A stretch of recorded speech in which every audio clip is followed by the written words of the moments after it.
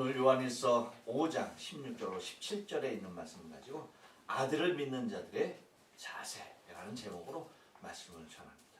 우리 다 같이 한번 인사할게요. 옆 사람과 앞 사람과 사랑하는 가족과 함께 있었을 때 지난 한 주간 동안 평안했습니까? 감사합니다. 지난 한 주간 동안 평안했습니까? 평안하십니까? 평안했습니까?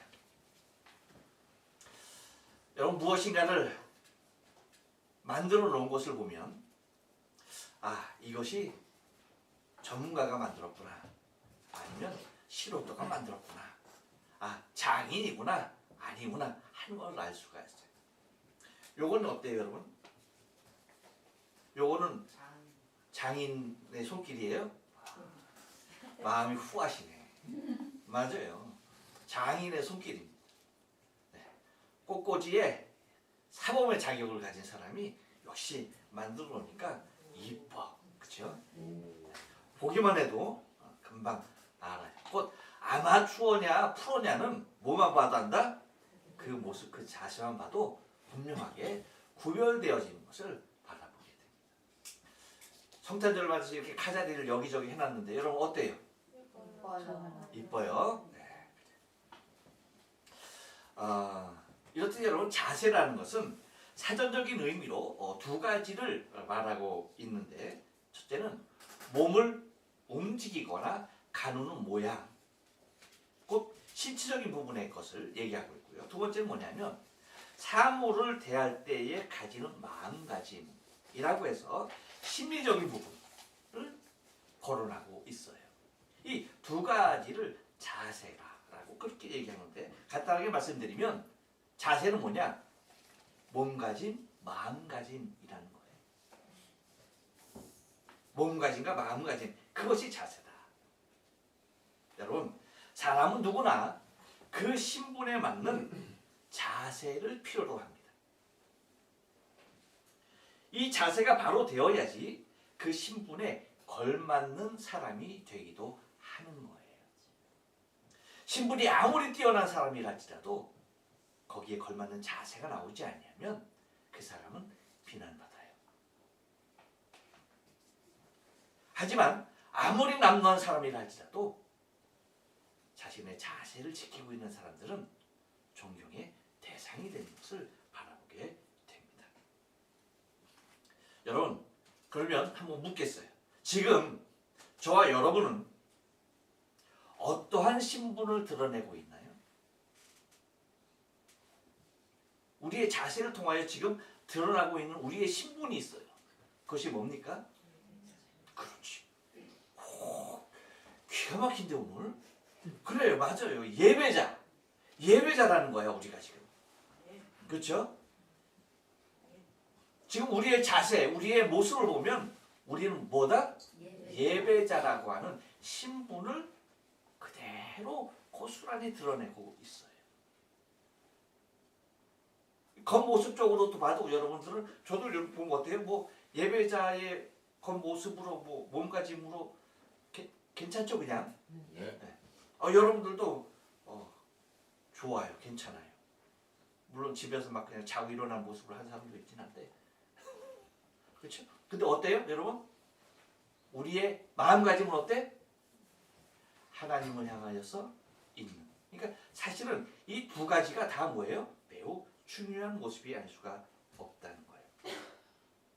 이렇듯 여러분, 우리가 예배자로서 갖는 자세, 마찬가지로 우리가 하나님의 아들의 이름을 믿는 자들에게도 무엇이 주어진다? 자세가 있는 거예요. 사실은 여러분, 이 하나님의 아들을 믿는 자들의 자세가 잘못되어져 있기 때문에 우리는 세간에서 욕을 먹는 경우가 많이 있었어요.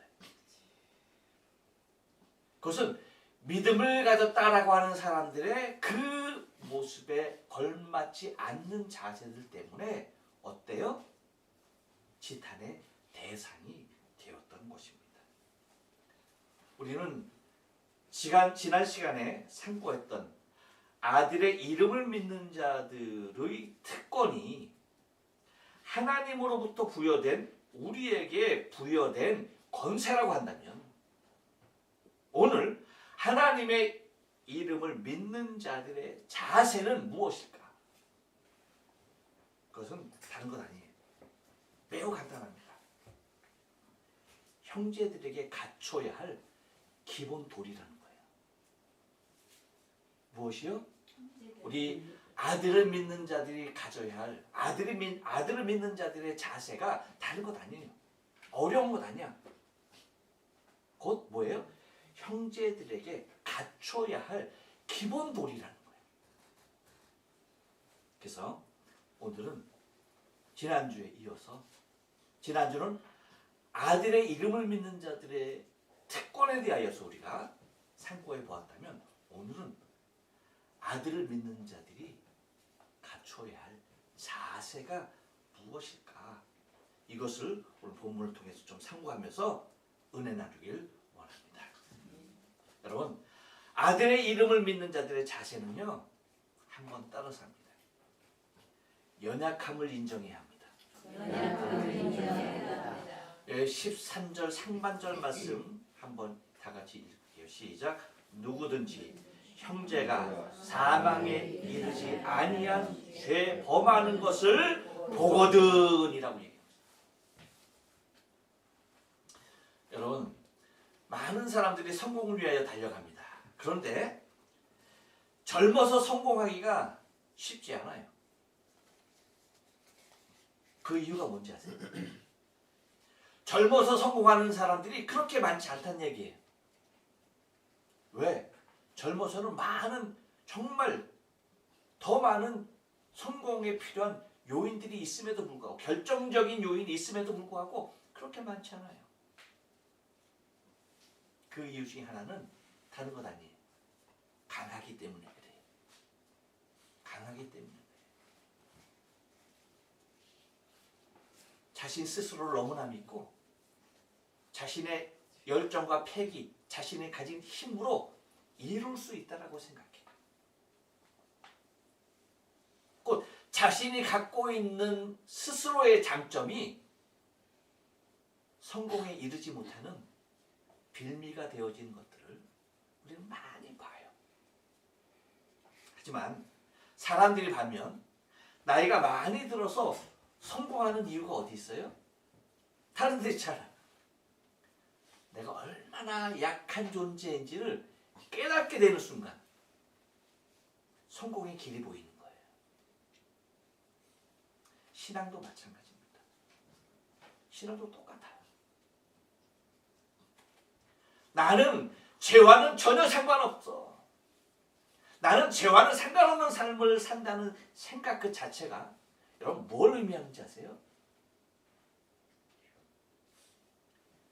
형제를 향하여 충분히 정죄의 반열에 스스로 설 수 있는 모습이라는 사실이에요. 말이 어려워요? 나는 죄와는 상관없이 산다는 이 생각을 갖고 살아가는 사람들은요, 내 형제의 넘어짐에 대하여, 내 형제의 죄에 대하여 매우 뭐예요? 정죄하는 반열에 서기 쉽다는 거야.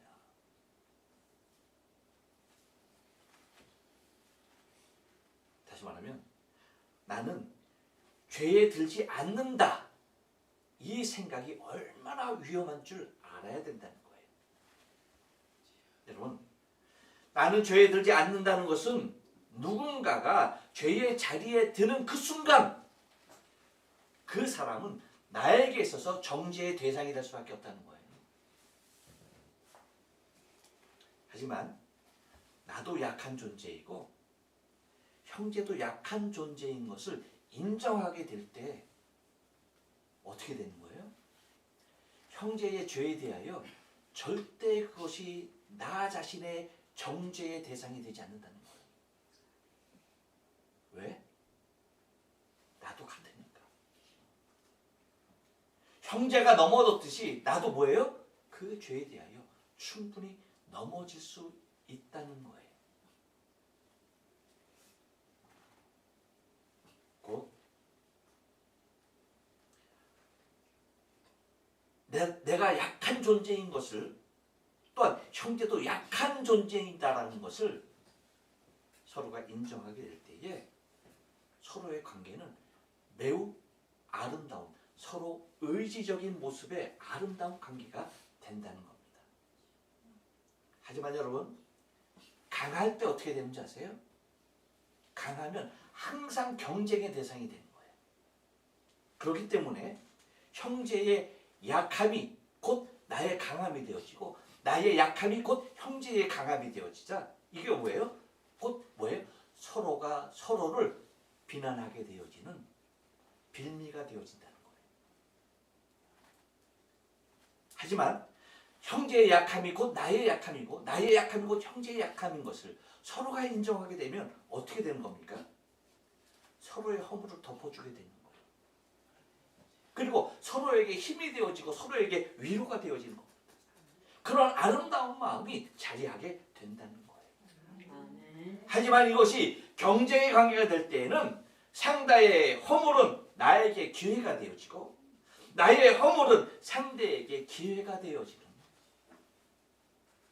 그러한 자리로밖에는 나타나지 않는다는 사실입니다. 그래서 여러분, 우리가 오늘 본문 가장 처음에 말하는 단어를 우리가 신경 써야 돼요. 뭐라고 말하고 있어요? 누구든지라고 말하고 있어요. 누구든지라고 얘기하고 있다는 사실이에요. 이것을 기억해야 돼요. 특정인을 얘기하는 것이 아니라 누구든지. 다시 말하면 이 말은요, 나 자신을 포함하고 있다는 사실을 알아야 돼. 물론 이것은 누구든지라고 하는 말은 보는 관점에서 동시에 보이게 되어지는 관점자로 자리하게 된다는 사실이에요. 그러니까 물론 이것은 뭘 말하는 거예요? 바라보고 있는 자의 관점이에요. 하지만 단순히 바라보고 있는 자의 관점만은 아니라는 거예요. 내가 지금은 바라보고 있지만 때로는 뭐예요? 나도 누군가가 나를 바라보는 대상일 수 있다는 사실이에요. 그래서 우리가 가져야 할 것, 여기서 누구든지라는 말을 통해서 우리가 꽉 붙잡아야 할 것은 다른 것이 아니에요. 겸손해야 한다는 거예요. 그래서 여러분, 사도 바울은 고린도전서 10장 12절을 통하여서 이렇게 얘기해요. 그런즉 선줄로 생각하는 자는 뭐해라? 넘어질까 조심하라. 나는 절대 넘어지지 않아. 나는 절대 그럴 일 없어. 라고 해서는 안 된다는 거예요. 누구든지 그 자리에, 다시 말하면 넘어지는 그 자리에 들어갈 수 있다는 사실이에요.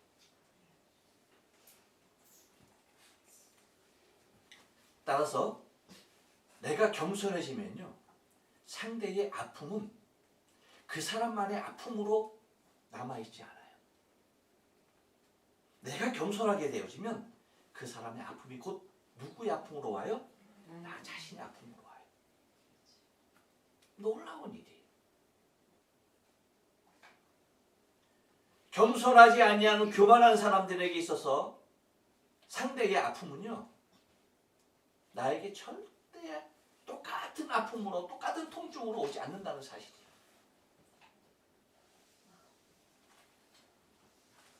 그렇기 때문에 예수님께서 늘 가난하고 병들고 약한 자를 찾으셨던 이유가 뭐예요?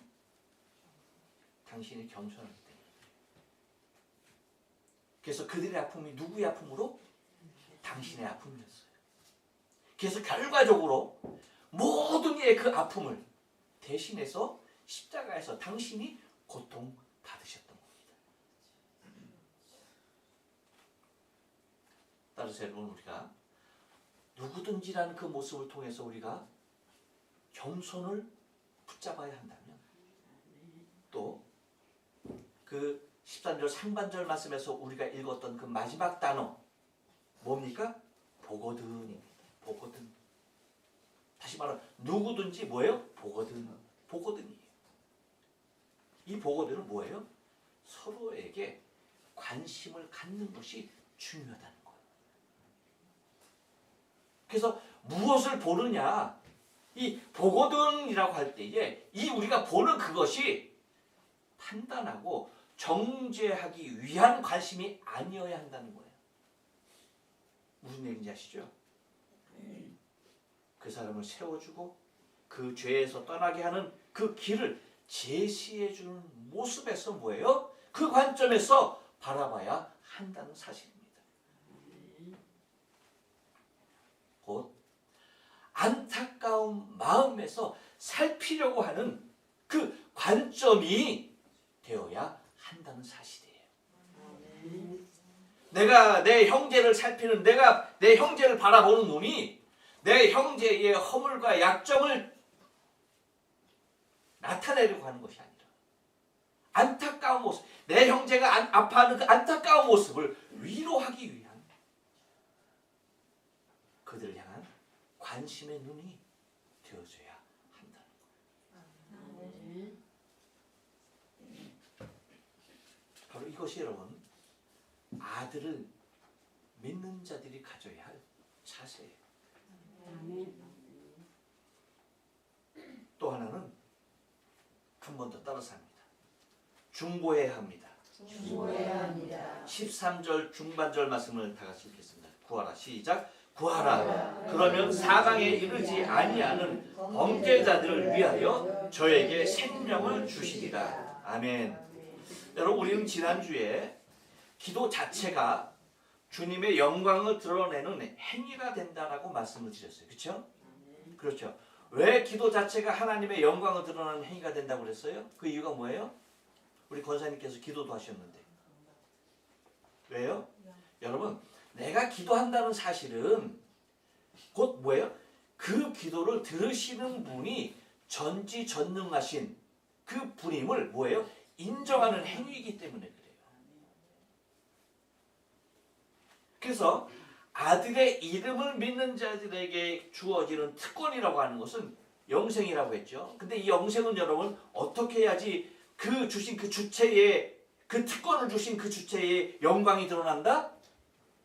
곧 이것을 계속해서 모르는 자들에게 내게 주어진 이 영생을 뭐예요? 선포할 때에 나에게 주어진 특권이 뭐예요? 나를 주신 그 주체의 영광으로 드러난다는 사실이었어요. 근데 기도는 기도하는 구하는 것 그 자체가 뭐예요? 그 주체 대신 그분의 영광이 드러난다는 겁니다. 여러분 사망에 이르지 아니하는 죄를 지은 형제를 위하여서 중보하며 기도하는 것은 주님의 뜻일까요? 아닐까요?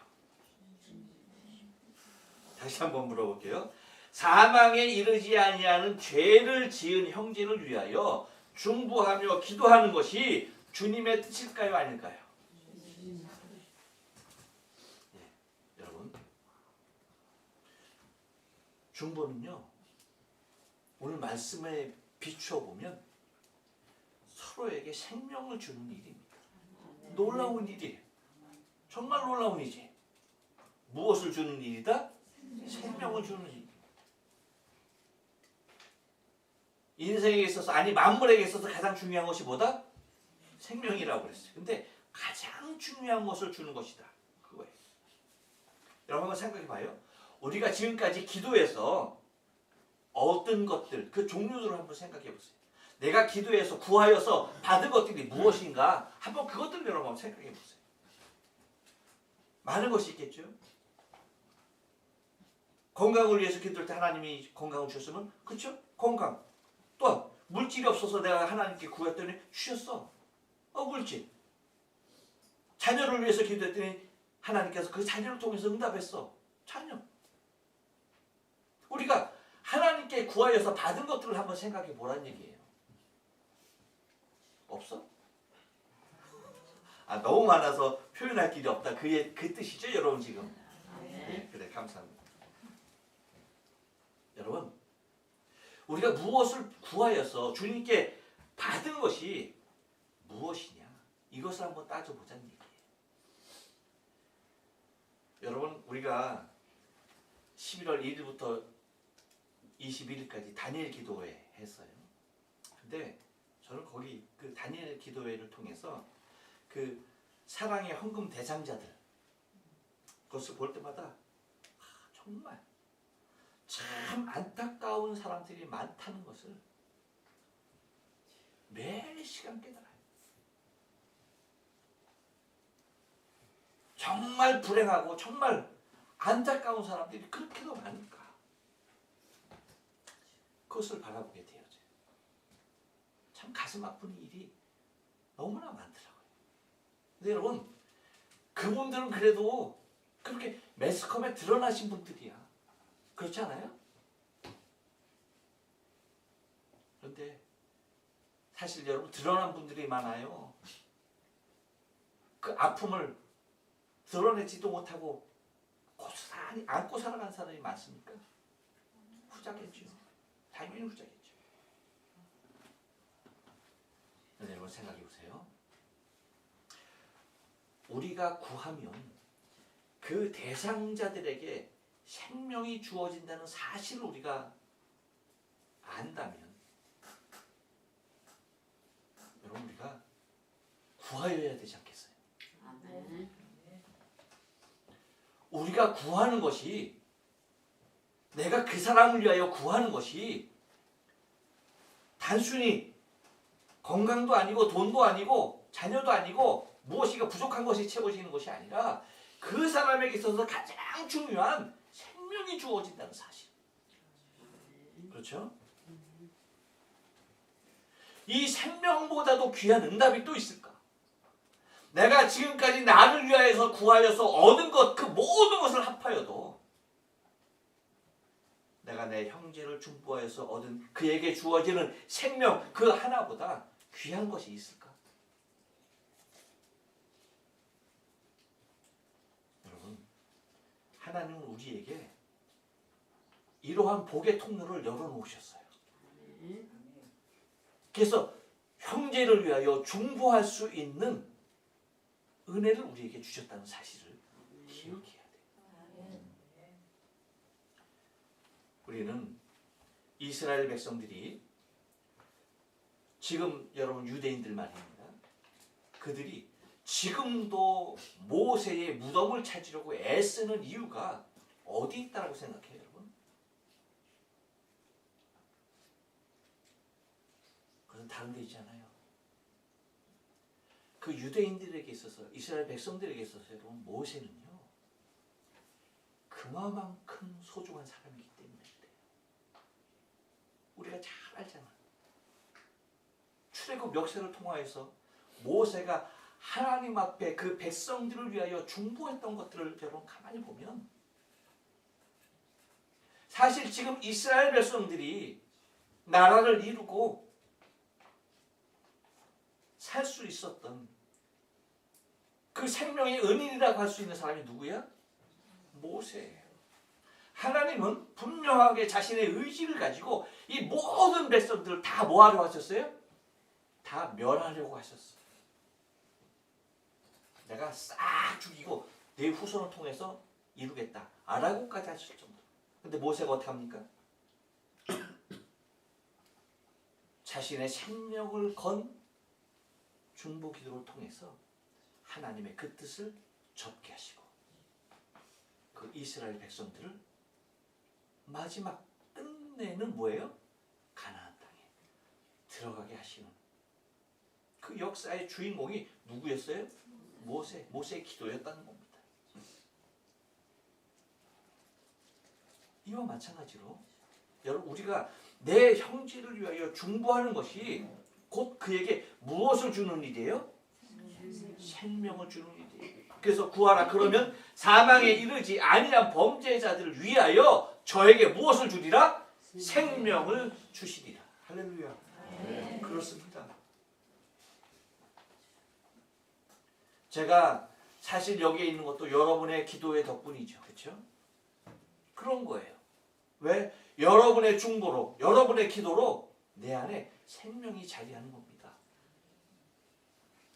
그러니 여러분 우리가 내 형제를 위하여 기도하는 것 그것도 다른 형제가 아닌 어디에 들어가 있는 죄에 들어있는 그 형제를 위하여 정말 중심에서 내가 회개하는 자의 입장에 서서 그를 위하여 기도한다는 것이 여러분 얼마나 귀한 일인가. 그에게 무엇을 주는 것이다? 저에게 생명을 주시리라 라고 하는 그 응답이 그 생명에게 임하는 것이라는 사실입니다. 이것이 아들의 이름을 믿는 자들의 자세가 되는 거예요. 또 하나 아들의 이름을 믿는 자들의 자세는요, 한 번 더 따라서 합니다. 우리의 영역을 넘지 말아야 합니다. 예, 여러분 13절 하반절 말씀 다 같이 읽게요. 사망의 시작. 사망에 이르는 죄가 있으니 이에 대하여 나는 구하라 하지 않노라. 아멘. 여러분 하나님의 아들을 믿는 자들에게 그 자세 중에 정말 다른 건 다 잊어도 꼭 기억해야 할 모습이 있습니다.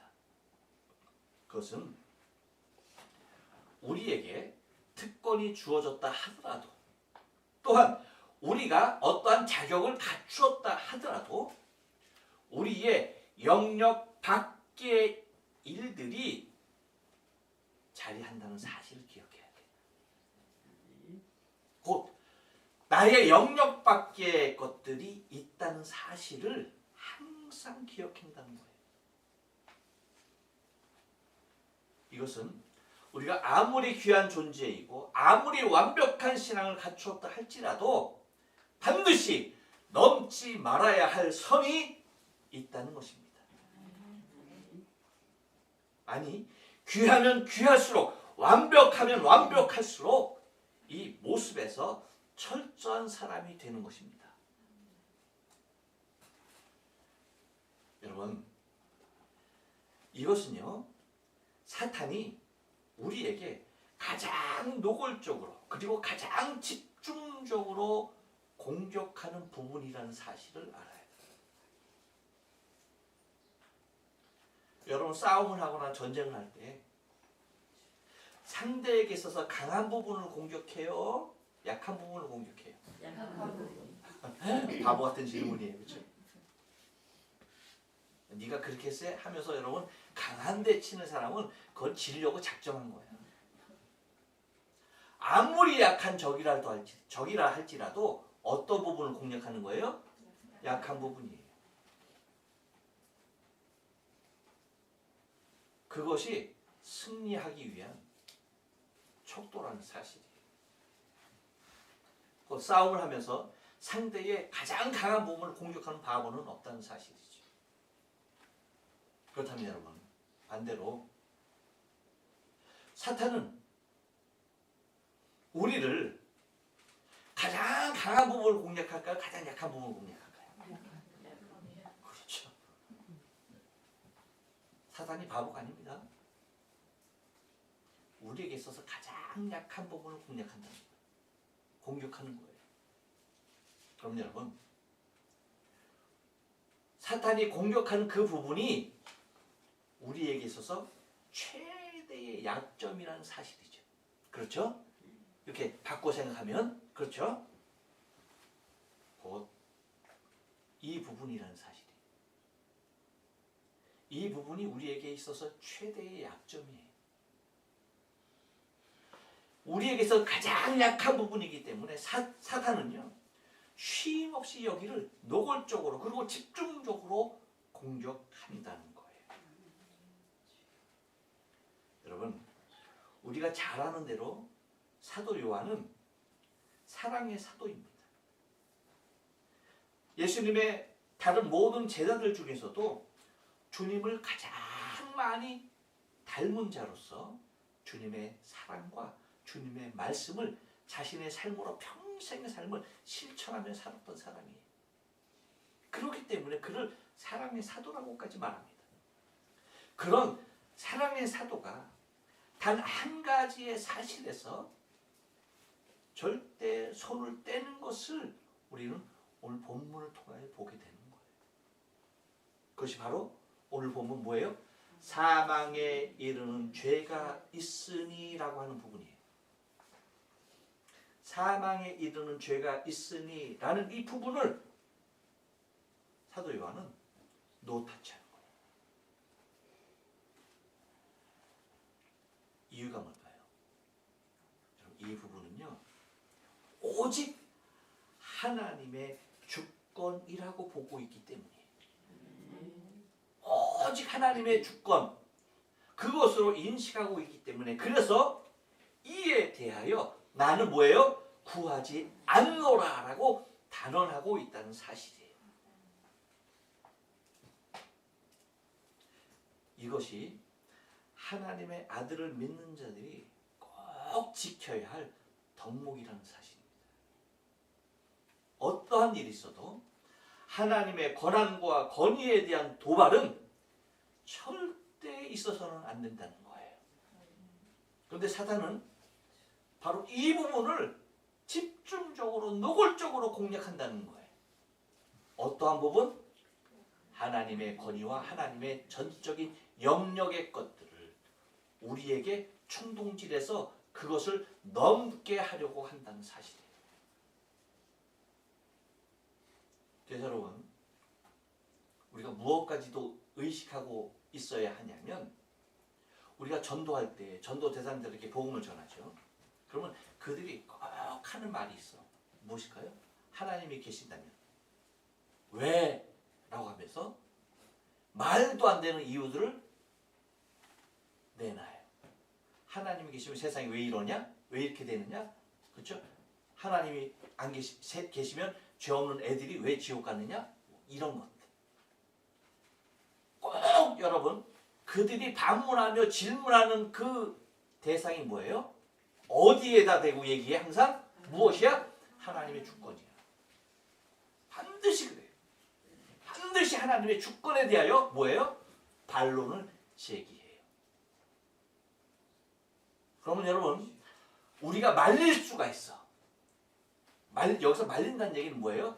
내 스스로가 하나님의 주권과 권위를 도전해서 넘어버리는 일이 나에게 발생할 수 있어요. 여러분, 아무리 전도 대상인 줄 알지라도 그 사람에게는 뭐 해야 돼요? 거기서 끝내야 돼. 어떻게 생각하고, 아직 때가 아니라고 인정하고 거기서 끝내야 돼. 거기에서 깊어지면 사단의 공략에 내 자신이 넘어갈 수 있다는 사실을 잊지 말아요. 그렇기 때문에 전도 대상자라 할지라도 뭐 하는 거예요? 우리가 넘어야 할 하나님의 권한에 대하여서 스스로 조심하고 물러서는 것이 우리의 모습이 되어야 한다는 겁니다. 여러분 봐요. 성경에 등장하는 중요한 인물들, 여러분 다 어디서 넘어진지 아세요? 여기에서 넘어져. 이 부분에서 넘어지는 거예요. 여러분, 인류의 시조, 첫사람이죠. 아담, 어디에서 넘어진 거예요? 여기에서 넘어진 거예요. 눈이 밝아서 하나님같이 된다라고 하는 하나님의 영역. 그것을 뭐예요? 도전하고 넘어봤던 겁니다. 이스라엘 첫 번째 왕, 초대 왕, 사울, 어디에서 넘어져요? 여기에서 넘어지는 거예요. 그리고 또 여러분, 예수님의 첫 사도들 12명 중에 하나 가룟 유다 어디에서 넘어져요? 이 부분에서 넘어졌던 거예요.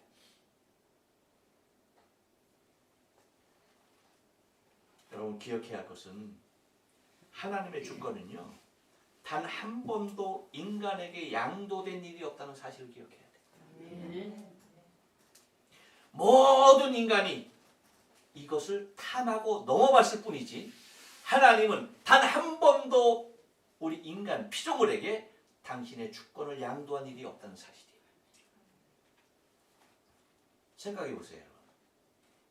부모에 대한 주권도 자식이 넘볼 수 없을진데, 그래야 안 그래요?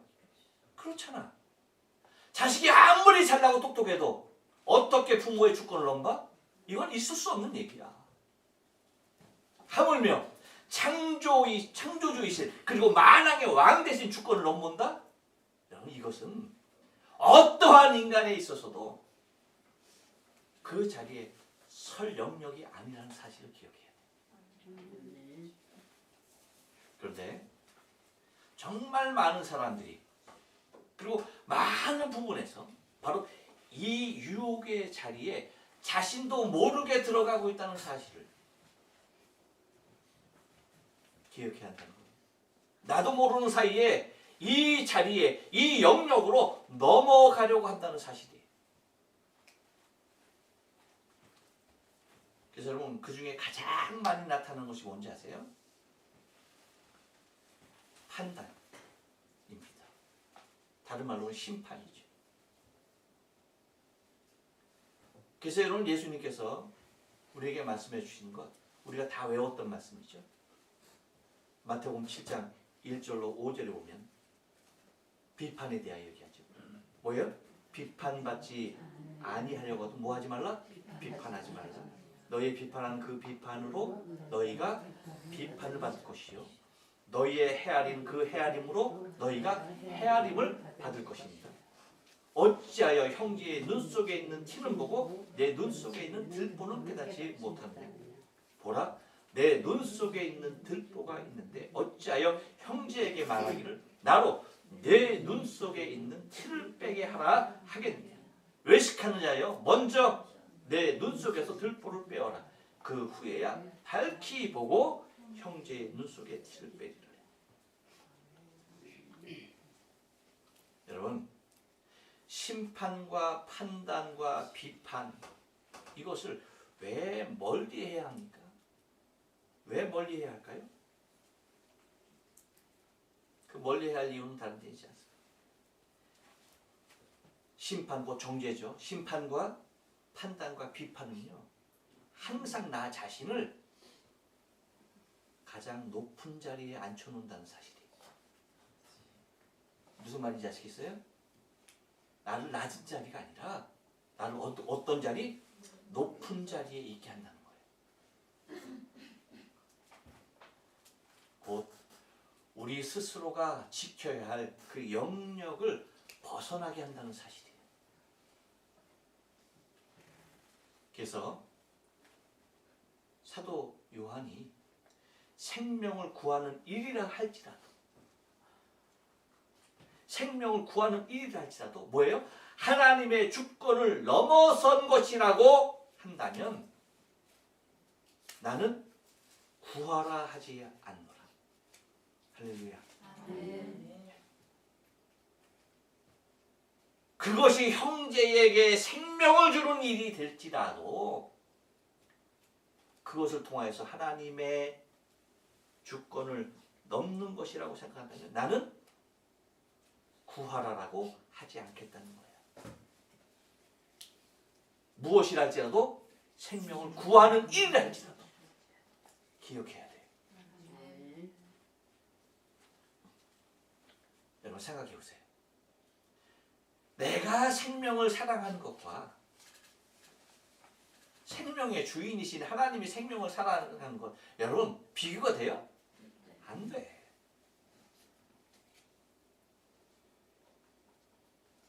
그리고 여러분 가룟 유다가 가난한 자를 생각하는 것과 예수님께서 가난한 자를 생각하시는 것 어떤 게 정답일까요?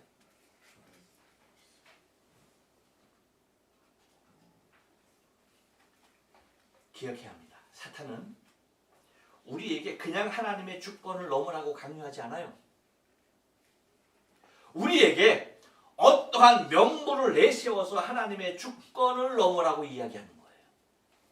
그럴싸한 명분 그것을 제시하면서 하나님의 주권에 도전케 한다는 사실을 잊지 말아요. 가룟 유다가 그냥 예수님 팔았습니까? 아니죠. 가난한 자들이라고 하는 명분 왜 옥합 그것을 팔아서 가난한 자들에게 주지 왜 그것을 허비하느냐라고 하는 뭐예요? 가난한 자들을 향한 명분